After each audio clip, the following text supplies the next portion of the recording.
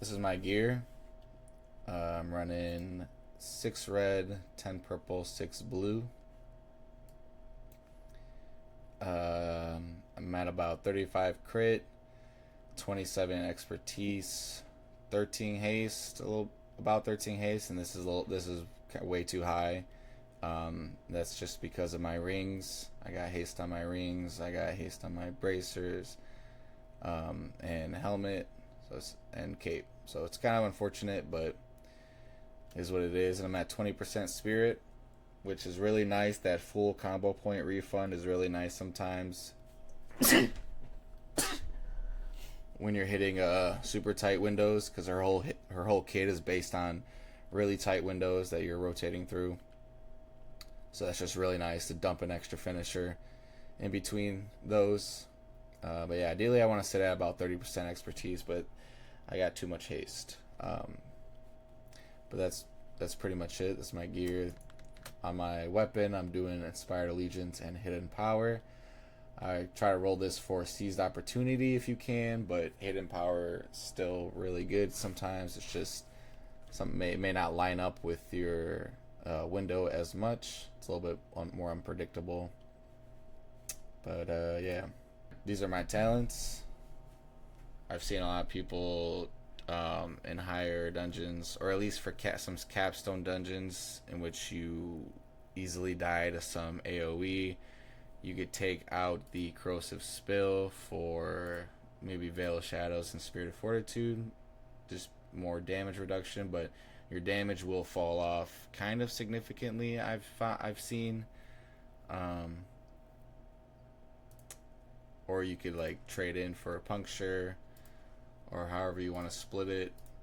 But I think the Corrosive Spill, that extra poison with the Venomous Delight, extra poison, chance at regenerating energy.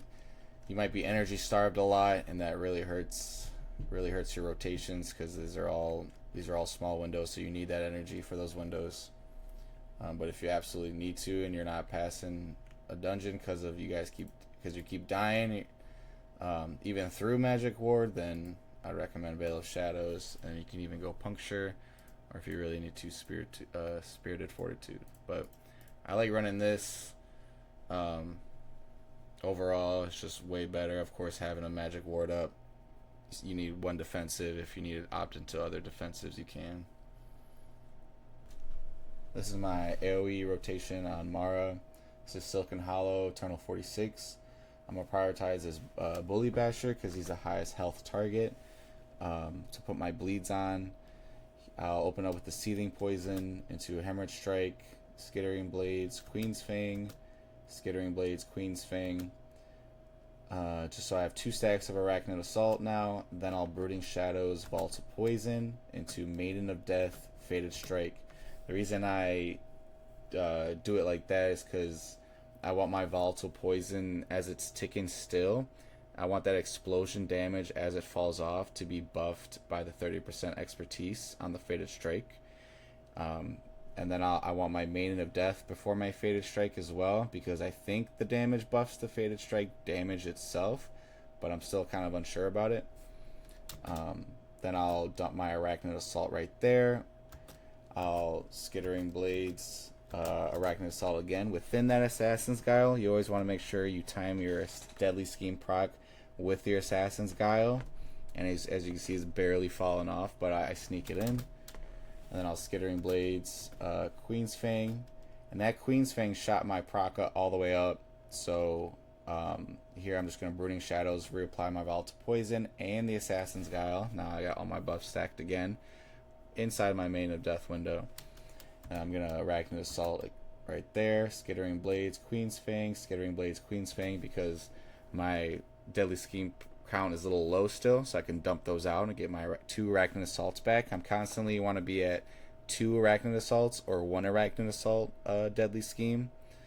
There are times where you have 2 Queen's Fang, but that would be kind of rarely if there's either like one single. That's not for AoE. For AoE, you rarely want to be at 2 Queen's Fang stacks unless you're dumping both Arachnids in a small window. So here I'm close. So I final stratagem Maiden of Death again. Dump my Queen's Fang out from the Stratagem. Now I got 2 Arachnid Assaults, and then I'll Brooding... actually, I don't Brooding Shadows here. I don't Volatile Poison here. I do my Skittering Blades to get my combo points, and then I'll Brooding Shadows into Arachnid Assault. And I don't want to Volatile Poison there because my Volatile Poison is still falling off, and I don't want to reapply it before the explosion. So I'll just Brooding Shadows Arachnid Assault. You still get the buff. You still get the Assassin's Guile buff if you just Arachnid Assault straight out of Brooding Shadows. And then I'll do my Arachnid Assault, Skittering Blades, Queen's Fang. Here I might need to apply my Volatile Poison. My Maiden of Death is falling off, and my scheme proc. My scheme is about a proc, so I'll Brooding Shadows, Volatile Poison. Now I got all my buffs lined up. Arachnid Assault, Skittering Blades, Queen's Fang, Skittering Blades. Queen's Fang, I could sneak that last Queen's Fang in at 17 because I knew it would put me at my Deadly Scheme.